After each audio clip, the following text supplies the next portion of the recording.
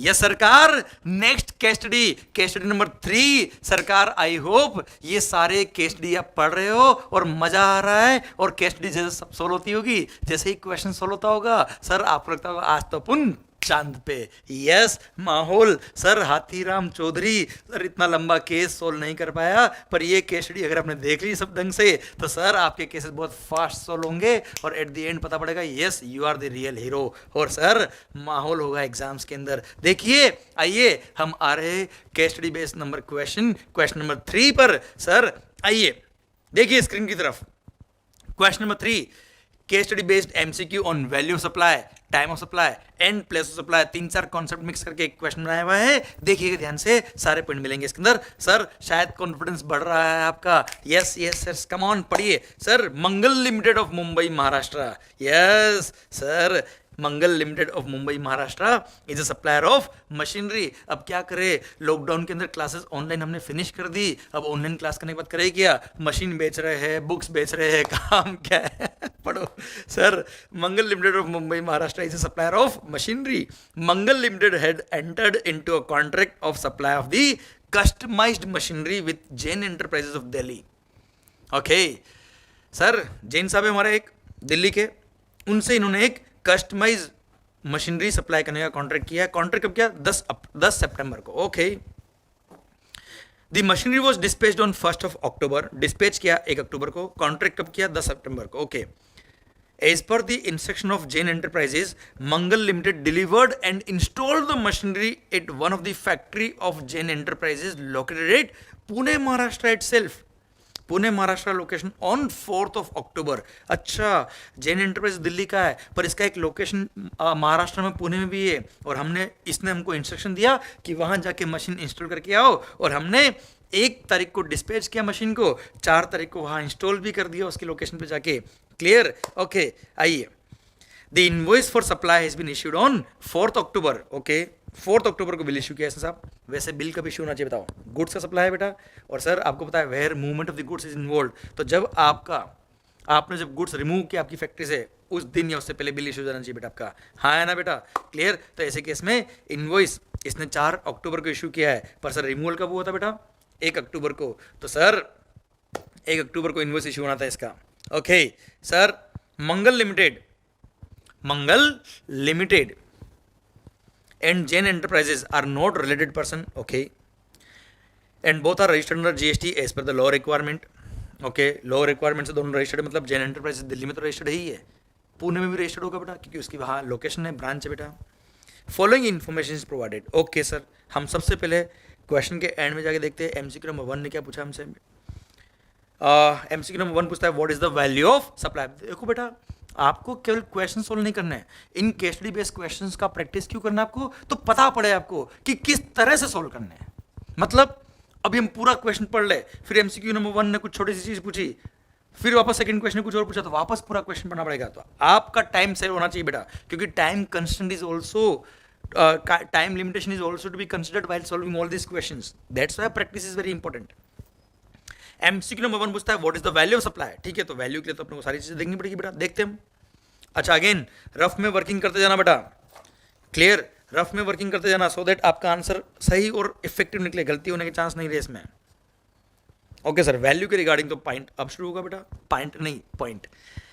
Basic price of the machinery excluding taxes but including design and engineering charges of ₹5,000 and loading charges of ₹10,000, 10 lakh दे रखा है। तो sir 10 lakh आपको basic price दे रखा है। अच्छा इसमें टैक्सेस इंक्लूडेड नहीं है, टैक्स वैसे भी इंक्लूड नहीं करना है जीएसटी वाले, और पर इसने design and engineering charge include किए, लोडिंग चार्जेस इंक्लूड किए। यस वो इंक्लूड होने चाहिए, क्योंकि those are required to be incurred to supply the machinery. Yes include हुए, इंक्लूड होने दो, कोई दिक्कत नहीं है। देन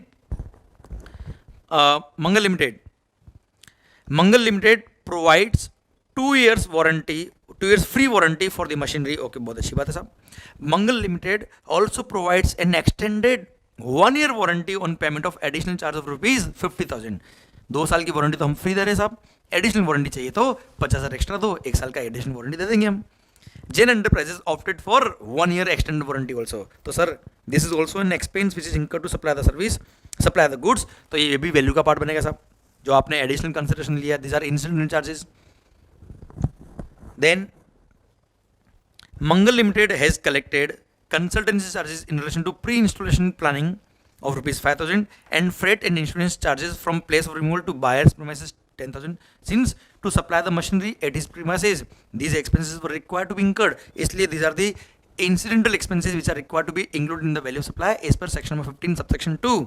तो ये भी include करेंगे, 5,000 भी ऐड करेंगे और 10,000 भी ऐड करेंगे. Okay, then Mangal Limited received subsidy of rupees 25,000 from central government for supplying the machinery to backward region since receiver was located in backward region. Subsidy value का पार्ट बनता है it is directly linked with the price. पर since ये किसने दिया है? Central government ने. और सेंट्रल गवर्नमेंट और स्टेट गवर्नमेंट अगर सब्सिडी देता है तो वैल्यू का पार्ट नहीं बनता है, तो इसको इंक्लूड नहीं करेंगे. फर्दर क्या दे रखा है? Mangal limited also received rupees 25,000 from joint venture partner of Jain Enterprises for making timely supply of machine to the recipient. Since ये सेंट्रल गवर्नमेंट या स्टेट गवर्नमेंट नहीं दे रहा है, सब्सिडी दे रहा है कौन? Joint venture partner of Jain enterprise, तो third person दे रहा है, सब्सिडी दे रहा है, तो ये भी वैल्यू में इंक्लूड होगा. सेम क्वेश्चन दे रखा था, ध्यान रखना, आईसीआई ने एक एग्जाम में क्वेश्चन पूछा था बेटा इसके अंदर. क्लियर? तो यहाँ पे आपको ये एज्यूम करना है कि this is linked with the price और इसकी वजह से प्राइस अफेक्ट हुआ है बेटा. हाँ है ना? In the absence of information आपको एज्यूम करना है इस केस में. ओके, यही आईसीआई ने एज्यूम किया था. ओके, तो सर 25,000 जो जैन एंटरप्राइजेस की जॉइंट वेंचर पार्टनर ने दिया वो इंक्लूड करेंगे वैल्यू के अंदर, गवर्नमेंट ने दिया वो इंक्लूड नहीं करेंगे. Okay, a cash discount of 1% on the basic price of the machinery is offered at the time of supply. Okay, if Jain enterprises, अच्छा 1% किसका बेटा? Basic price of the machine, जो 10 लाख रुपए था बेटा, वर्ड दिया बेटा basic price of the machine. If Jain enterprises agrees to make payment within 30 days of the receipt of the machinery at his premises. Okay. In the event of failure to make the payment within the stipulated time, the company recovers the discount given and charges interest at the rate of 1% per month or part of the month on the total amount due from the customer towards machinery supplied from the date of making the supply till the date of payment. However, no interest is charged on the tax dues. अच्छा, आप late करते हो, 30 दिन के बाद पे करते हो, तो जो डिस्काउंट हमने दिया वो तो आपसे रिकवरी करेंगे प्लस 1% पर मंथ और पार्ट ऑफ द मंथ हम आपसे इंटरेस्ट भी चार्ज करेंगे on the total amount due from the customer from the date of making the supply till the date of making payment. जिस दिन सप्लाई के वहां से लेकर जब पेमेंट आप करोगे तब तक का इंटरेस्ट लेंगे 1% पर मंथ और पार्ट ऑफ द मंथ. पर no interest is charge on tax dues, tax के अमाउंट पे नहीं, वैल्यू पे ही इंटरेस्ट लेंगे साहब. देखते हैं आगे क्या कहा है इसने. However, discount at the rate of 1% was given to Jain enterprises as it agreed to make the payment within 30 days. जब सप्लाई आप ले रहे थे तो आपने एग्री किया कि मैं 30 दिन में पेमेंट कर दूंगा, तो सर आपने डिस्काउंट दे दिया और इनवॉइस पे अगर आपने डिस्काउंट दिया तो वैल्यू का पार्ट नहीं बनता, एक्सक्लूड करेंगे सेक्शन 15 सब सेक्शन 3. और 1% of basic price, basic price था 10 लाख, 10 लाख का 1% कितना हो गया बच्चों? 10,000. 10,000 रिड्यूस करेंगे, डिडक्ट करेंगे, एक्सक्लूड करेंगे, एक्सक्लूड कर दिया, बस. The machinery attract GST 18%. Okay, वो भी पॉइंट नहीं है हमारा. तो वैल्यू ऑफ सप्लाई में क्या क्या इंक्लूड करना है, क्या क्या एक्सक्लूड करना है, हमने रफ में कैलकुलेशन कर लिया. अब सर कैलकुलेट करो, टोटल निकालो sir. 10 lakh plus 50,000 plus 5,000 plus 10,000 plus 25,000 minus 10,000, तो आ गया 10 लाख 80,000. देखो 10 लाख 80,000 कोई ऑप्शन है क्या? यस, बी सही जवाब. 10,80,000 is the value of supply. So B is the correct answer. मिल गए 2 मार्क्स. माहौल सरकार. आइए क्वेश्चन नंबर 2, एमसीक्यू नंबर 2 पे आ गया. What is the time of supply? Sir machinery remove करी बेटा, और आपको पता है जहां पर भी movement of the goods involve होता है, जहां पर भी movement of the goods involve होता है, तो ऑन और बिफोर रिमूवल आपको इनवॉइस इश्यू करना होता है बेटा. अब टाइम ऑफ सप्लाई गुड्स के केस में क्या होता है बेटा? सेक्शन नंबर 12 सबसेक्शन 2 क्या कहता है साहब? सेक्शन 12 सबसेक्शन 2 बोलता है date of issue of invoice is the time of supply. पर अगर आपने टाइमली बिल इश्यू नहीं किया, जो टाइम लिमिट दे रखी है आपको जीएसटी एक्ट ने, उस टाइम के अकॉर्डिंग आपने इनवॉइस इश्यू नहीं किया, तो जब इनवॉइस इश्यू हो जाना चाहिए that date will be the time of supply. Clear? तो आप देखिए, मैं अगेन क्वेश्चन के टॉप पे आ रहा हूं बेटा. वहां पे दिया है कि पढ़ लीजिए आप भले. Mangal limited of Mumbai Maharashtra is a supplier of machinery. It entered into contract of supply of machine with Jain enterprise of Delhi on 10 सितंबर. देख कॉन्ट्रैक्ट कब एंटर किया उससे कंसर्न नहीं. मशीनरी वॉज डिस्पैच ऑन 1 अक्टूबर. डिस्पैच किया ना 1 अक्टूबर को, रिमूव किया बेटा, तो उस दिन इनवॉइस इशू हो जाना चाहिए बेटा. अब देखो इसने इनवॉइस कब इशू किया? As per instruction of the Jain Enterprises, Mangal Limited delivered and installed the machinery at one of the factory of Jain Enterprises located in Pune, Maharashtra location on 4th October. 4th October deliver कर दिया, install कर दिया.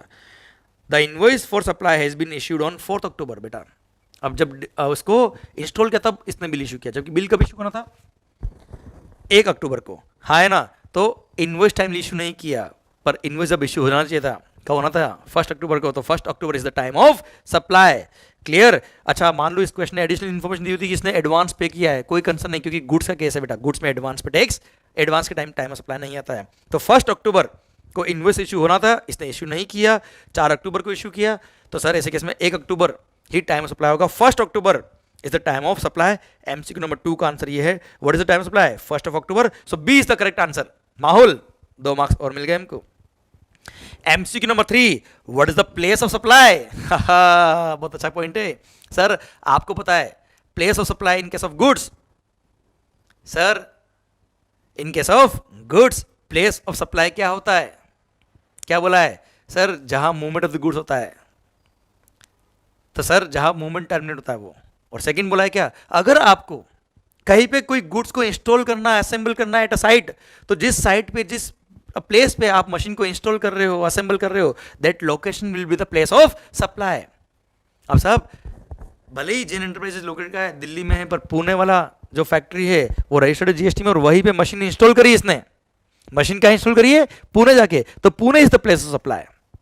अब supplier Mumbai Maharashtra का है, और sir place supply भी क्या हो गया? पुणे महाराष्ट्र. तो इंट्रास्टेट सप्लाई है, वो बात की बात है बेटा, पर अभी के लिए आंसर क्या? Pune Maharashtra is the place of supply. So C is the correct answer बेटा, पुणे महाराष्ट्र. माहौल क्लियर? डन. देखिए सर आपके प्रोविजंस अगेन काम आ रहे हैं एमसीक्यू सॉल्व करने के लिए. आइए सर एमसीक्यू नंबर 4 की तरफ बढ़ते हैं अब हम.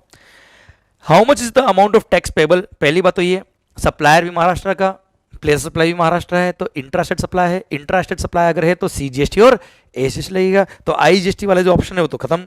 अब सी और एस की लाइबिलिटी कितनी है वो देख लेते हैं. अच्छा अभी अभी आपने और मैंने वैल्यू सप्लाई निकाला था क्या? अरे सर एमसीक्यू नंबर 1 आंसर आया था 10,80,000. अब वो वैल्यू सप्लाई है तो रेट ऑफ टैक्स दे रखा है बेटा. ये देखिए क्वेश्चन की last line, the machinery attract GST, CGST and SGST 9%. तो मल्टीप्लाई करेंगे 9% से, 97,200 इज द सीजीएसटी और वही आएगा एसजीएसटी. तो सर एमसीक्यू नंबर 4 भी सोल्व हो रहा है. How much is the amount of tax payable? तो ए देखिए आप 97,200 CGST and 97,200 SGST. This is the correct answer. So A is the correct answer. माहौल डन. Question number 5. ओहो अच्छे से देखिएगा क्वेश्चन नंबर 5, बड़ा अच्छा पॉइंट है. What would be the additional value of supply? Okay, what would be the additional value of supply if the Jain Enterprises paid the consideration on 31st December along with the applicable interest etc. हो भाई साहब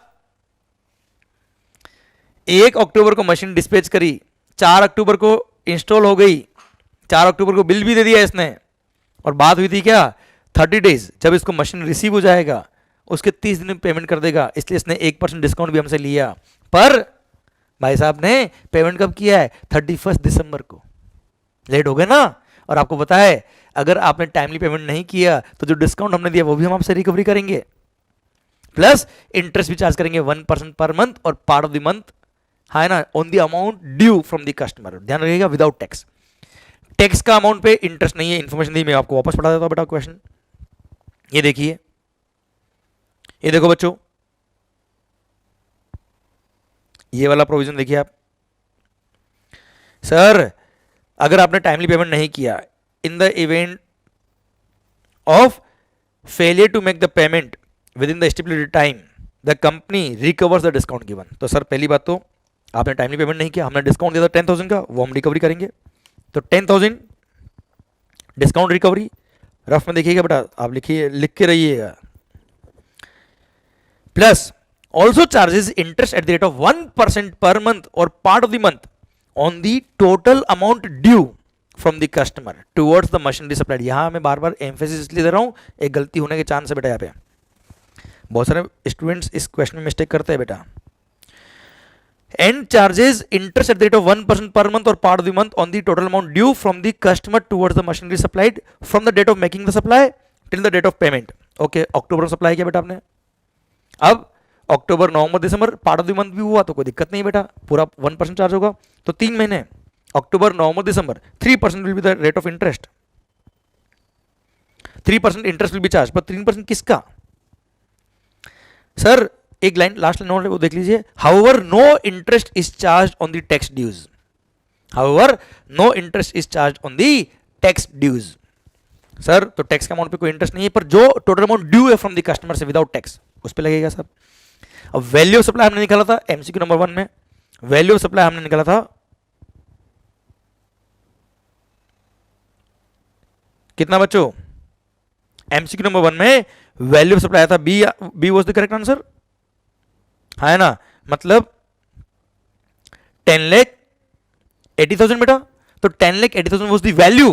पर बच्चों एक बात जो मैं आपको बताना चाह रहा था, जो मिस्टेक होता है बच्चों से, जो मिस्टेक होता है बच्चों से, वो मिस्टेक ये होता है कि 10,80,000 वैल्यू पे ही क्या लगा देते हैं, क्योंकि उसमें टैक्स इंक्लूडेड नहीं है. चलो टैक्स तो इंक्लूड नहीं करना है, पर 10,80,000 में वो 25,000 रुपये सब्सिडी भी इंक्लूडेड बेटा. सब्सिडी कौन सी बेटा? Which is received from joint venture partner, याद है बेटा आपको? और जॉइंट वेंचर पार्टनर से अगर सब्सिडी रिसीव हुआ है तो वो कस्टमर से रिसीवेबल नहीं है. और देखिए यहाँ पे क्लियर वर्ड्स में लिखा है क्या, हम आपसे 1% चार्ज करेंगे interest from the on the total amount due from the customer. और कस्टमर से ड्यू कितना था बेटा आपका? सब्सिडी का अमाउंट इंक्लूड नहीं करेंगे हम सर. तो 10,80,000 ये वैल्यू था सर, पर ध्यान रखना अब डिस्काउंट कैंसिल हो गया बेटा आपका, तो 10,90,000 रिकवरेबल आ गया आपका. एक तो 10,90,000 is without discount value minus 25,000, क्योंकि 25,000 जो है बेटा देखो 10,000 क्यों हटाया हमने? 10,80,000 जो था वो वैल्यू सप्लाई था, अब उसमें से डिस्काउंट हट जाएगा क्योंकि डिस्काउंट तो आपको मिलने वाला है नहीं अब. तो 10,90,000 is the due amount, 10,90,000 is the due amount, पर 25,000 सब्सिडी मिला था किससे? जॉइंट वेंचर पार्टनर से. वो तो आपको कस्टमर से रिसीवेबल नहीं है बेटा, तो वो अमाउंट रिकवरेबल नहीं है कस्टमर से. तो रिकवरेबल कितना हो गया? 10,90,000 minus 25,000, 10,65,000 is the amount which is recover from the customer without GST. इसका 3% 31,950, हाँ है ना? ये हो गया इंटरेस्ट का अमाउंट. बड़ा अच्छा पॉइंट है सर. ये हो गया किसका अमाउंट? इंटरेस्ट का अमाउंट. अब सर इंटरेस्ट का अमाउंट आया 31,950, हाँ है ना? पर आपने साथ में क्या रिकवरी किया? Discount given. डिस्काउंट कितना था बेटा? 10,000. टोटल रिकवरी किया आपने 41,950. 10,000 डिस्काउंट रिकवरी किया प्लस इंटरेस्ट 31,950 रिकवरी किया. ध्यान रखना ये इंटरेस्ट का कैलकुलेशन बहुत सारे बच्चे गलत कर देते हैं. अब ये 41,950 जो रिकवरी किया है ये अमाउंट रिकवर्ड है. और आपको पता है जब अमाउंट रिकवरी होती है उस पर अलग से जीएसटी अगर नहीं लिया तो इसको इंक्लूसिव ऑफ जीएसटी माना जाता है. तो 41,950 जो होता है that will be inclusive of GST, और जीएसटी की रेट 18%, तो डिवाइड बाय 118. अब इसने क्वेश्चन ने क्या पूछा है? क्वेश्चन नंबर 5, एमसीक्यू नंबर 5 जो हम पढ़ रहे थे, what would be the additional value of supply. इस टाइम से पूछा है क्या? What would be the additional value of supply if Jain enterprises paid the consideration on 31st December along with applicable interest. तो 41,950 डिवाइड बाय 118 इंटू 100 कर लीजिए, divide by 1.18 कर दीजिए की बात है सर. तो 35,550.84 आ रहा है, तो 551 कर दीजिए आप बेटा. तो 35,551 will be the correct answer. ये वैल्यू ऑफ सप्लाई होगा, additional value of supply. So D देखिए आप 35,551 is the correct answer. Clear? D is the correct answer बेटा. क्लियर? ये ध्यान रखना, बड़ा अच्छा पॉइंट था. ये एमसीक्यू बहुत अच्छा था इन सारे एमसीक्यू मिला के बेटा. ओके, यहां बहुत सारे मिस्टेक करते हैं, सो प्लीज बी केयरफुल. और अगर आपने ध्यान से नहीं सुना तो इस लेक्चर को, इस पॉइंट को वापस सुनिएगा, कोई दिक्कत नहीं, पर इसको अच्छे से पढ़ना बेटा. This is very good point of this question. आइए एमसीक्यू नंबर 6 क्या बोलता है sir? What would be the time of supply in respect of additional value of supply. ओहो, टाइम ऑफ सप्लाई क्या होगा इन respect of additional value of supply? आपको पता है क्या? इंटरेस्ट, लेट पेमेंट फी, ये जो रिकवरी होती है इसके लिए टाइम ऑफ सप्लाई क्या होता है सर? सेक्शन नंबर 12 सबसेक्शन 6 क्या बोलता है कि सर अगर कभी भी इस तरह का अमाउंट बाद में रिकवरी होता है, लेट फी, इंटरेस्ट वगैरह, तो जब वो पेमेंट रिसीव होता है that date is the time of supply in respect of such interest और लेट पेमेंट फी एटसेट्रा बेटा. तो इसके लिए टाइम ऑफ सप्लाई क्या होगा? 31st दिसंबर जब रिसीव हुआ. what would be the time of supply in respect of additional value of supply if Jain Enterprises paid the consideration on 31st December along with the applicable interest etc. So 31st December is the time of supply. D is the correct answer. Very good. आइए MCQ number 7. What would be the amount of GST payable on additional value of supply if Jain Enterprises paid the consideration on 31st December along with applicable interest etc. तो sir additional value of supply पे GST payable कितना आएगा? तो since आप already calculate कर चुके हो 35,551 is the additional value, उस पे 9% CGST 9% SGST, तो 3199.59 आता है. तो राउंड ऑफ कर लीजिए इसको 3200 CGST 3200 SGST will be the correct answer. So C is the correct answer. और इसी के साथ सर यहाँ पे एक टाइपिंग एरर हुआ बेटा, यहाँ पे आप ध्यान रखिएगा. MCQ नंबर 7 में सी इज द करेक्ट आंसर. सो मैं वैसे फाइल जो शेयर करने वाला हूं आपसे उसमें चेंज कर दूंगा. C is the correct answer. 3200 CGST 3200 SGST is the correct answer. Clear, done, माहौल. सरकार इसी के साथ केस स्टडी बेस्ड MCQ खत्म होते हैं. अब MCQ नंबर 3 खत्म होता है. अब आई होप ये सारे पॉइंट आपको समझ में आ रहे हैं. सर इसी के साथ भारत माता की जय. पढ़ते रहिए बेटा, बी कॉन्फिडेंट. अगर आपके क्वेश्चन की प्रैक्टिस अच्छी है तो माहौल बन जाएगा. क्लियर, जैसे आपने फुल कोर्स लिया हो या फास्ट ट्रैक बैच लिया हो, आपको मैंने क्वेश्चनर के क्वेश्चन भी सोल्व कराए, मेन बुक के क्वेश्चन भी सोल्व कराए बेटा. क्लियर, जितने भी इंपॉर्टेंट क्वेश्चन थे, जितने भी बड़े क्वेश्चन थे, जितने भी टेक्निकल क्वेश्चन थे, सारे कवर किए. शायद वो सब क्वेश्चन आपको हेल्प कर रहे होंगे. आपने एडिशनली क्वेश्चनर के क्वेश्चन भी प्रैक्टिस किए होंगे. क्लियर, तो शायद ये क्वेश्चन आपको बहुत ईजी लग रहे होंगे. और अब जो आपको एक माइंड में टेंशन था केस स्टडी बेस्ड के MCQ किस तरह से होंगे, शायद आपको लग रहा होगा नहीं टेंशन लेने की जरूरत नहीं है. क्लियर. अच्छा, एक और बात, आपको मैंने RTP और MTP सोल्व करके YouTube पे अपलोड किया है लेक्चर. तो सर वहां पे भी कुछ ICA ने जो केस स्टडी बेस्ड MCQ दिए थे RTP और MTP के लिए, वो भी देख लीजिएगा बेटा. ये लेक्चर्स भी देख लीजिएगा, माहौल हो जाएगा. बस आपको बहुत ज्यादा प्रैक्टिस करने की जरूरत नहीं. मैं हाँ अभी इसके बाद और लेक्चर आएंगे आपको, वो भी देखते रहिए बेटा. Clear. Thank you so much. All the best. Thank you.